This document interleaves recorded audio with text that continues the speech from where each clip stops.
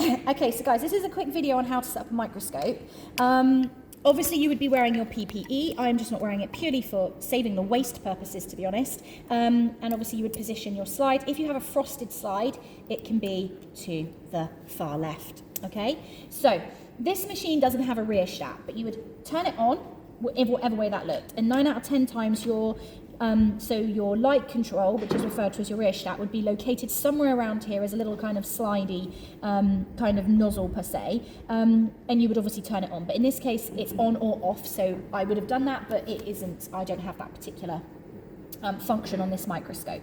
We want to start on the lowest objective lens, which is our 4x lens, and for any of the main OSCEs that you are going to be using this for, you can go to the 10x magnification lens, and that is all that is required, okay?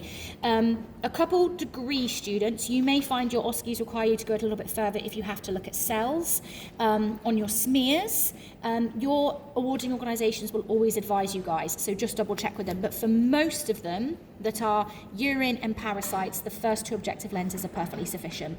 So you would check you're on the lowest objective lens, your stage is racked all the way down. If it won't go any lower, but your nozzle's still turning, hint is it's down, so don't over twist it. So looking at the stage, this is the most important thing, rack your stage all the way up to the top, okay?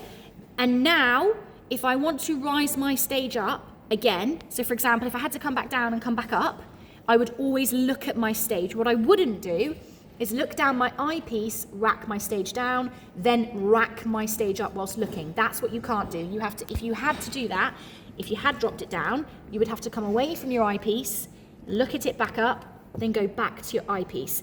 And the reason for that is because you can smash the slide, and that's obviously a health and safety issue. So we don't want to go smashing any slides, guys. So I've racked it all the way up, and I'm basically not going to put it back up again. So now I'm going to look down my objective lenses. Do feel free to adjust these when you're in a task. Everyone's head shape is different.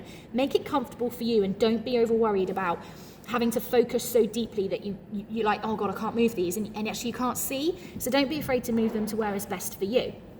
Then looking down the eyepiece, lower with your coarse focus, which is bringing your stage in, until you get something into focus. So for me, with this particular slide, which I've just put a spot on for today, then that I've got that in focus now. You can then fine focus and adjust it. And your fine focus is normally your smaller knob, and you're just looking to kind of bring it in to where it is 100% clear. Now, I already made sure that I positioned my light where my dot was, but if I hadn't, then I would obviously move my slide as necessary to get my dot, in this example, perfectly within the middle of my view, which is exactly what I've done there, okay? Now, at this point, I would record my vernier scale, which we will do a separate note on, so don't worry about that. Once I am done, I would lower my stage down, all the way back down, remove my slide, and either dispose of it or pop it to the side, whatever is necessary, turn my machine off, reduce my rheostat if I had one, and remove my PPE. So that's a basic use of how to use the microscope, guys.